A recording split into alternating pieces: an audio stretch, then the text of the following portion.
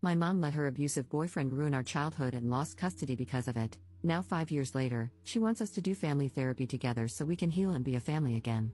Posted by you/Pure Clown Energy. Hello all, I, 23F, am in a bit of a pickle, and currently, the majority of my family is against me. My mother, 41F, has 6 kids in total, myself, my sisters, 22F, 19F, 17F, 16F, and my brother, 23M. Growing up was pretty much hell for all of us. My mother never had a good track record of picking good men, and many times, my siblings and I witnessed her boyfriends beating or berating her. Her second boyfriend would often hit us when we were younger as well. There's a lot more to it, but then this post would be very long. However, about 5 years ago, my mother lost custody of my 3 younger sisters due to SA from her most recent ex-boyfriend. We didn't want our sisters in foster care, so my brother and I begged our grandmother to take them in until we could come up with a plan or take custody ourselves. Dramatic, I know, but in my eyes, it has always been my siblings and me against the world. My grandmother, the saint she is, took my sisters in and told my brother and me not to worry about getting custody because we should be focusing on our lives in college. While we were hesitant at first, we decided to head off to college to build up some stability. I ended up dropping out of college because I couldn't afford the tuition, but my brother graduated last year. My sisters have been happy living with my grandmother, and she loves having them around. She always says she gets to see her grandbabies every day, and it's a blessing. They are comfortable living with her, and my grandmother has no plans to stop caring for them. Now, back to my mom. When she lost custody, my siblings, my grandmother, and I all went no contact with her. About 2 months ago, my mother emailed me, saying she wanted to reconnect and do family therapy. At first, I didn't mention it to my siblings because, in a sense, I felt like I was protecting them. However, she sent me a second email the following month, explaining that she had broken up with her boyfriend and really missed us. She wanted to do family therapy because she had a lot of built-up pain, and she knew we probably did as well. I talked to my grandmother about it, and she told me I should ask my siblings and let it be their choice. When I spoke to my siblings, the youngest ones were on board because they missed our mom. However, my other siblings and I were hesitant. But for the sake of my younger siblings, I responded to my mom, and we set up a time to meet. About 3 weeks ago, we met at a restaurant. My mother looked exhausted but eager to see us. I declined a hug because I wasn't comfortable with it, and my mother looked pissed. As we caught up, she asked if my younger siblings would consider coming back home and if she could regain custody. My younger siblings seemed unsure, and I could tell they were uncomfortable. I tried to change the subject, but my mom brought it back up. She kept talking about how we could be a family again now that we were older and how she wanted to rebuild what was broken. The rest of the meeting became a blur for me because I mentally checked out. A lot of buried emotions resurfaced, and I shut down. Later that night, I received an email from my mom saying she was really upset that I didn't hug her or say goodbye. She said it was giving a bad impression to my younger siblings and that they might start mistreating her as well. I'm not going to lie, that email filled me with anger because she had a lot of audacity. I didn't respond, but I soon received another email, which was just a confirmation for our first family therapy session. We had the session yesterday. It started with the usual introductory process and familiarization. Later in the session, my mom kept going on about how she did everything she could to protect us, etc. The silence from my siblings and me was loud, and the therapist asked how we felt about what she said. My other siblings stayed quiet. I wasn't planning on speaking either, but then my mom said something that made me snap. She told the therapist that I had told my siblings not to say anything because I wanted to turn them against her and that she had scheduled this session to bring us together, not tear us apart. At that moment, I lost it. I started screaming that she wasn't a good mother and that she did nothing to protect us. She constantly vented to me about her relationships and problems, which led me to internalize her issues as my own. She never protected my brother when her boyfriends beat him for trying to defend her or my sisters. She never even thought to report her ex when my sisters first came to her about the abuse they suffered at his hands. I went off about a lot of other things, but by that point, she was bawling, and so were my siblings. I told the therapist that if anyone was splitting the family up, it was her, with her stupidity, ignorance, and outright neglect. I was breathing heavily after my outburst, and looking back, I'm not proud of how I lost control. The therapist suggested we take a break, but I told them I was done. I refused to sit there and listen to her try to blame me for her actions and problems. The session ended quickly after that. Later that night, my phone started blowing up with calls and texts from my mother's side of the family.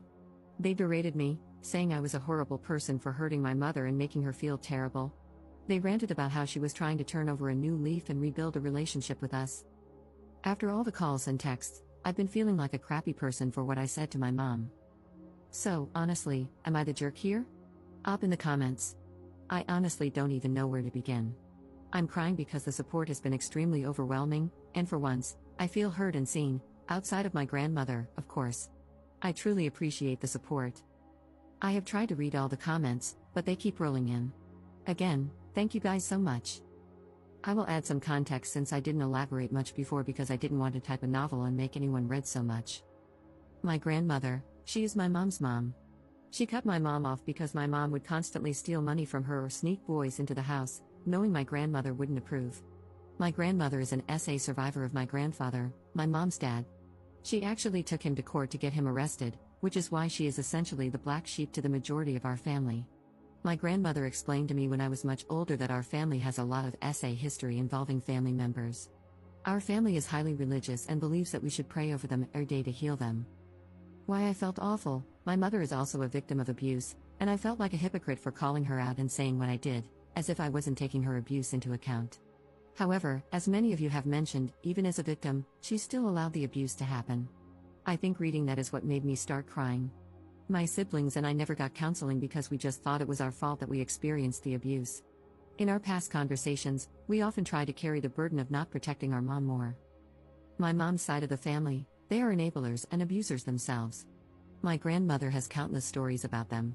I feel as though a part of them wants my siblings and me to make up so we can appear to be a happy family. They have a serious issue with appearances.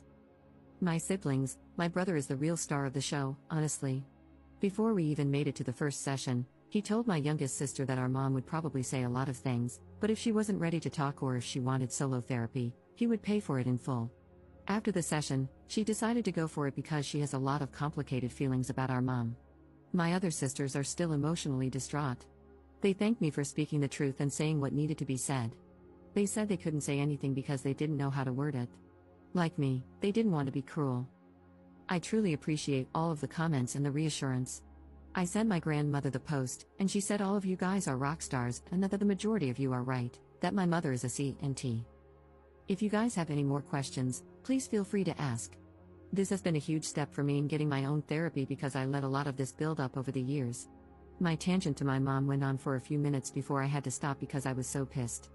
Update 1 day later. Hey all, update for those who wanted it. Also, heavy abuse trigger warning because I will get emotional and vent a bit later on in this update. If you are a childhood abuse survivor, I wouldn't recommend reading past this since it could possibly be triggering. My siblings and I have decided to go no contact with our mother for good. It was a hard conversation this morning, and I felt like a jerk again. I felt like my outburst persuaded them to make that decision so I wouldn't be upset with them. Yet they reassured me throughout the whole conversation that they didn't like that she didn't even apologize, even when she had the opportunity to. My siblings and I are still struggling with the fact that she won't change, and she probably never will. The driving force for it was the email I got from my mother at 4 a.m. today. I copied and pasted it here. Dear Juju, my nickname when I was younger, I am truly hurt and devastated that you went public with a private matter. Your Auntie May showed me your Reddit post, and yet you continue to try to villainize me. I was going to explain myself further in therapy, but I'm in a new relationship now with a very loving man. He was the main one who encouraged me to extend an olive branch to you all. I was going to surprise you and your siblings in therapy. However, you ruined it. I stayed my distance from you all because, after losing your sisters, it made me realize I couldn't even look at myself in the mirror anymore. It made me realize how much of a worthless piece of crap I was. You calling me a worthless WHRE of a mother was uncalled for. In those relationships, I couldn't just simply walk away. Where would I have gone? What about you guys? Do you not think it ate me up inside every time you cried? Every time I did try to protect you guys, only to get the crap beaten out of me? Being knocked out cold and not knowing if you were safe or not? Did any of that not matter to you? I'm trying to redeem myself while also being a victim, and you simply can't get your own head out of your rear. You bitch and complain about your pain, not realizing I was a victim too, Juju. We all were. I hate to sound harsh, but you're an adult and can hear these things now. I tried my damn hardest to protect you all. For you to crap on all my effort in your rant and call me almost every name in the book in front of our therapist, your siblings, and the blatantly visible disrespect to me? All of it was truly uncalled for. I will not have contact with you until you apologize to me for what you said. You broke my heart, Juju, but Mama still loves you.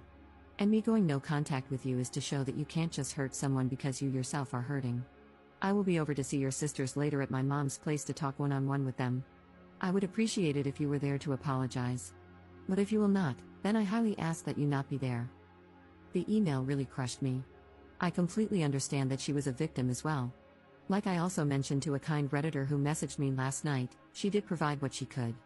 Yet there were many moments we either went hungry or without some necessities. One of my most embarrassing moments was asking strangers on the street for money so my sisters and I could get pads and tampons. My mom's third boyfriend threw ours out because he didn't believe in periods. That whole ordeal, among others, was so damn humiliating. I got a mixture of anger and sadness when she said she tried her hardest to protect us. Where was that determination when her boyfriends would beat the hell out of me and my older brother because we didn't want them alone with our sisters or touching our younger sisters? Where was she when she heard me getting essayed in the room right next to her and heard me screaming for her? It's just an overwhelming sorrow because, in her eyes, she did her best. But in my eyes, she did absolutely nothing, and I told her as much, and then some, in our session. Like many of you pointed out, she may have been a victim, but she did nothing to protect us. I have to sit with that for the rest of my life? My siblings have to deal with that for the rest of their lives.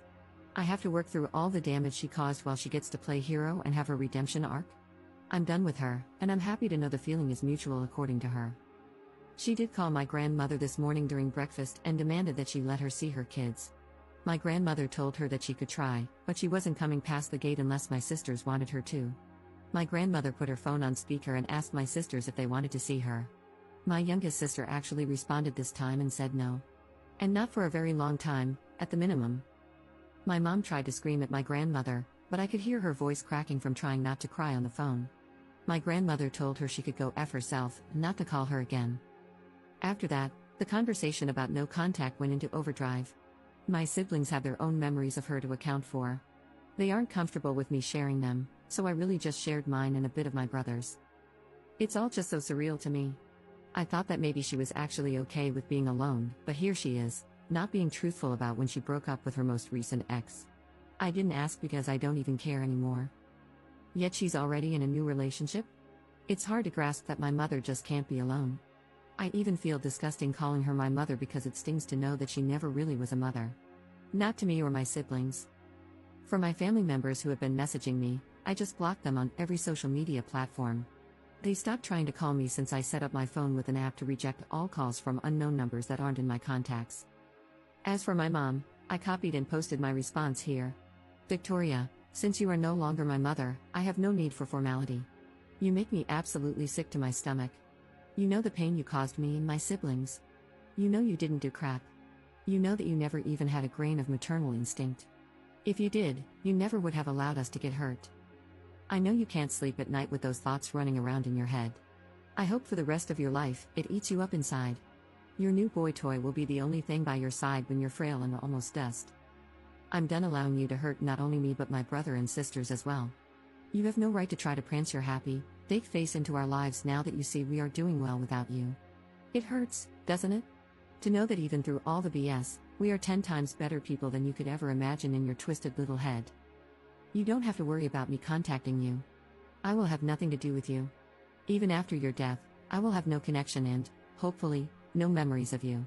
You may still be alive and breathing, but to me, you are a shallow corpse of a stranger, and I intend to keep it that way.